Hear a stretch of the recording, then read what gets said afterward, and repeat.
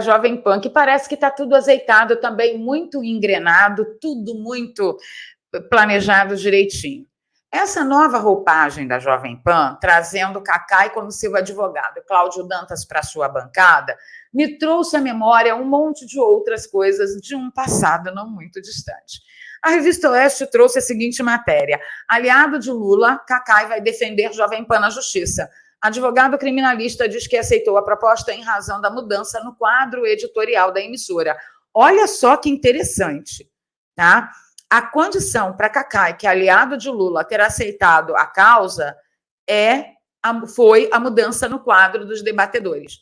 O advogado, né, aliado do presidente, assumiu a defesa da Jovem Pan. Ele disse à revista Veja, nesta quarta-feira, de ontem, né, que aceitou a proposta em razão da mudança do quadro editorial da emissora. Segundo Cacai, a Jovem Pan o procurou no fim do ano passado e Antônio Augusto Amaral de Carvalho, filho, Tutinha, teria dito ao advogado que a emissora precisa se firmar como um veículo de direita que respeita a democracia. Tá. Respeita a democracia como? Impedindo que apresentadores de direita e conservadores expressem as suas opiniões? Que análises de direita não sejam permitidos na emissora? Então tá, né? É isso que temos para hoje. Continuando aqui na matéria, o aliado de Lula acredita que as recentes trocas de comentaristas na emissora são indícios de mudança. A gente tem certeza disso, abro aspas para ele. Acho que as demissões são uma demonstração clara de que eles querem dar uma guinada e colocar as coisas nos trilhos da constitucionalidade do respeito ao devido processo. Fecho aspas. Disse o criminalista. Abro aspas para ele de novo. Tirar esse radicalismo que existiu no Brasil, uma das coisas que mais combato, é positivo para toda a imprensa. Fecho aspas. A matéria continua dizendo que Cacai declarou que assumiu a defesa com uma condição: a emissora não ter sido citada no âmbito dos inquéritos das fake news e dos atos antidemocráticos. Ele é defensor desses procedimentos desde 2019, quando o Supremo Tribunal Federal instaurou Supremo Tribunal Federal instaurando inquérito. Isso é proibido pela nossa Constituição, mas o Cacai é a favor. Bom, vamos dar uma analisada aqui no âmbito geral, que assim, ó, o Cacai acha que censurar apresentadores conservadores e de direita é democracia. Então, o significado de democracia já está devidamente trocado. Uma outra coisa que eu estou achando é que, para ter o poder de Cacai, que é um advogado muito, muito chegado ao STF, pelo menos aquela foto dele de bermuda nas dependências ali do STF, quis dizer para mim, eu entendi, que ao visitar o STF de bermuda, ainda fazer selfie e ainda ter likes aí de magistrados, ele estava emitindo a seguinte mensagem: olha como eu sou íntimo. Então, esse advogado, ele é um advogado de peso quando alguém tem algum problema no âmbito da Suprema Corte. Se ele é tão íntimo assim da Suprema Corte, é esse advogado que eu tenho que ter me defendendo. Pensa a Jovem Pan. Só que eu acho que a farra da Jovem Pan pode durar muito pouco. Por quê? Porque sendo Cacai chegado ao STF, aliado de Lula e defensor de inquérito ilegal, segundo a nossa Constituição Federal, ele pode ter sido levado até a Jovem Pan, colocado como condição sine qua non para ele assumir a causa, e deve ter oferecido todas as benesses possíveis, né? Olha, eu consigo isso, eu consigo aquilo, eu consigo andar mais rápido, eu consigo lá no sorteio eletrônico fazer alguma interferência. Não sei, tá? Estou supondo. Eu consigo isso, eu consigo aquilo, porque, afinal de contas, você lembra da minha foto de bermuda lá nas dependências do STF? Eu tenho muita intimidade. E aí, levaram o Cacai para lá para controlar esse tipo de pendência. Ou não, ou eu estou viajando. Pode ser que eu esteja viajando, mas eu queria só posicionar a vocês que daqui de fora a minha análise pende bem para esse lado, tá? Continuando, então quer dizer então que foi por isso que os apresentadores realmente conservadores que não admitiram ser calados e serem direcionados e terem as suas consciências cativas por um regime ditatorial Foi por isso que eles foram mandados embora? Foi por isso que eles foram afastados? Foi por isso, para a Jovem Pan sobreviver? Mas ela vai sobreviver escrava. Será que isso é uma grande vantagem? Sim, eu penso nos funcionários da Jovem Pan, eu penso nos apresentadores da Jovem Pan, mas aí eu pergunto, e o sacerdócio? E o compromisso com a verdade? E o compromisso com a consciência? Será que tem? Não, amiguinhos, vejam só. Não existem inocentes nesse jogo do salve-se quem puder. Não existe. Não há a possibilidade de ingenuidade. Pode ser que a Jovem Pan, orientada por outros tipos mais, tenha buscado realmente o Cacai pela intimidade que ele demonstra ter, mas também Cacai pode ter sido levado até a Jovem Pan, inclusive para ter um material muito pesado de chantagem, porque, afinal de contas, ele vai ter acesso a todo o processo como advogado. E dizer, olha, se vocês não mandarem mais um embora, ou se vocês comentarem alguma coisa sobre isso, ou se vocês assim, eu posso fazer dar muito ruim aquilo lá. Ou vocês não pensam nessa possibilidade? Eu penso. Véi, presta atenção numa coisa. House of Cards perde, mas perde de longe com a realidade, para a realidade do Brasil.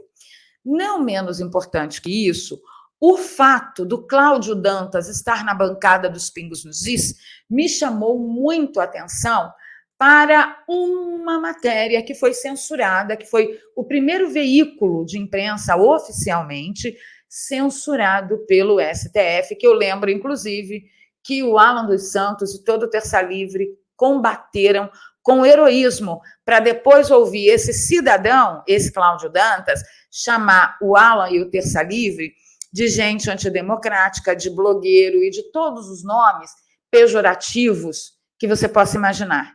É a gratidão desse sujeito. Ou seja, quem aceita um Cláudio Dantas em seu ambiente de trabalho jornalístico é porque perdeu já a inocência realmente há muito tempo.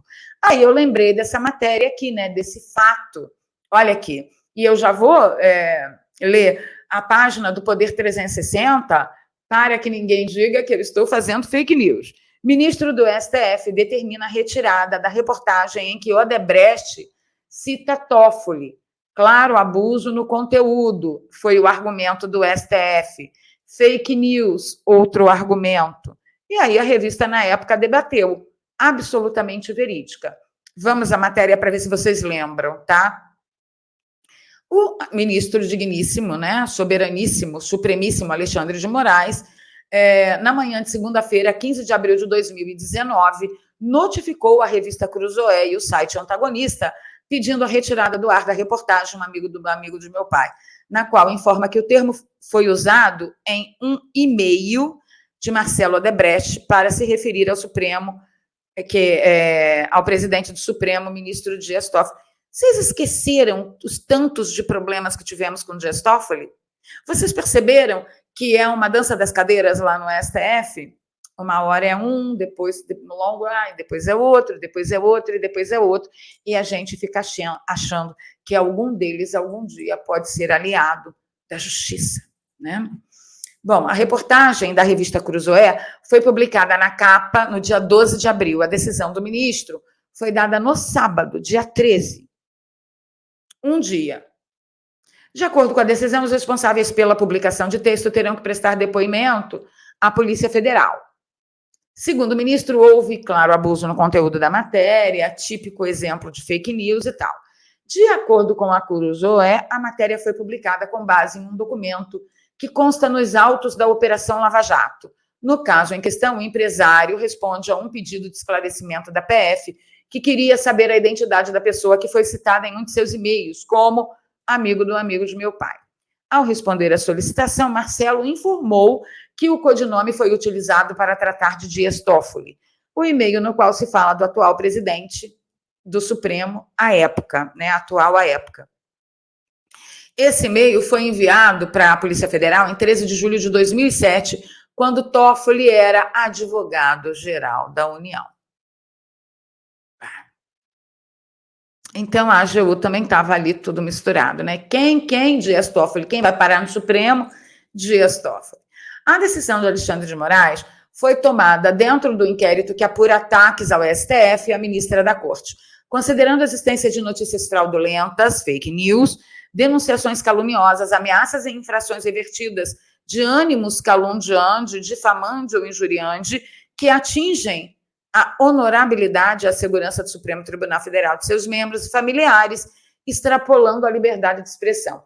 Então, vejam que desde essa época, a nossa liberdade de expressão já estava sendo pautada, baseada e limitada, porque ele fala aqui de extrapolamento da liberdade, né? Ou extrapolação. Ih, deu branco agora. Consertem aí, gente, me corrijam aí no chat. Então, se existe uma liberdade para ser extrapolada, existe um limite para a liberdade de expressão. E não existe nenhum limite para a liberdade de expressão. Se você vive num regime que limita a sua liberdade de expressão, saiba que isso não é democracia, nunca foi e nunca será. No documento, a matéria também citou que o ministro afirmou que Dias Toffoli autorizou a investigação sobre a reportagem. O presidente do STF enviou uma mensagem a Moraes em que alega que a reportagem trata de mentiras destinadas a atingir as instituições brasileiras. Claro, né? Toda acusação pessoal contra um ministro, entre aspas, está visando atingir instituições. E, na verdade, não se trata disso. Instituição brasileira, governamental, que seja, não transforma ninguém em honesto e nem transforma a desonestidade em honestidade, nem transforma crime em atos benéficos, nem transforma quebra de decoro em grande virtude. A instituição é a instituição. O que nós geralmente denunciamos é pessoas com comportamentos espúrios, nada republicanos, que ingressam nessas instituições e, neste caso, sim, maculam as nossas instituições. Bom, aí aborda aqui a mensagem, a nota da PGR citada por Toffoli na mensagem foi usada como base da decisão de Moraes, claro, PGR tudo junto, misturado, né? E em nota, a Cruzoé reitorou o conteúdo da reportagem e disse que a informação é absolutamente verídica. A revista também informa que não tinha perguntas solicitadas a Toffoli antes da publicação da reportagem não foram respondidas. As perguntas seriam referentes a que tipo de relacionamento Marcelo Odebrecht teve com que tipo de relacionamento Toffoli teve com executivos da Odebrecht no período que chefiava a AGU, e, em especial, quando a empreiteira tentava vencer o leilão para a construção das usinas elétricas do Rio Madeira. Então, tem todo o imbróglio aqui. E aí, o que é mais importante, gente? O mais importante é saber que, depois desse quiprocó, parece que houve um acordo entre o antagonista, a Cruzoé e o STF. A Cruzoé realmente tirou a matéria do ar, mas eu acho que pode ter acontecido deles terem sentado para conversar. Por quê? Porque depois disso, nunca mais o antagonista falou mal de Lula, falou mal de ninguém e ficou lá. E vocês viram a postura do antagonista depois do governo Bolsonaro, tanto na campanha quanto depois da campanha. Mas o fato é que, se a gente lembrar bem, gente, Alexandre de Moraes, ele não veio do PT, ele veio de Temer. Teria sido todo esse comportamento da mídia, inclusive, fazendo muito barulho com as decisões do ministro Alexandre de Moraes contra Jair Messias Bolsonaro, uma forma de realmente tirar Bolsonaro da frente, porque Bolsonaro não fazia parte do Teatro das Tesouras, só para recuperar o controle dos teatros da Tesoura? Eu não sei, me diz aí o que você acha. O que eu acho de verdade é que isso aqui, na bancada da Jovem Pan, e isso aqui, defendendo o Jovem Pan perante o STF, joga a Jovem Pan no limbo do jornalismo, exatamente como foi jogado esse senhor aqui, que agora trabalha como empregado nos Pingos nos Is. É um trabalho mega honrado, mas quem saiu da onde o Cláudio Dantas saiu, um primor de jornalismo investigativo que foram eles, gente, foi o pessoal do antagonista que trouxe a matéria dos pedalinhos do sítio de Atibaia com os nomes dos netos de Lula gravados. Foi isso que explodiu a mídia. Eles nadaram de braçada muito na frente. E aí, depois, o que acontece? Se meteu no establishment, quase foi à miséria, e agora está aí, ó, precisando de emprego em veículos terceiros. Eu não acho que isso tenha sido um bom plano. Eu não consigo imaginar que eles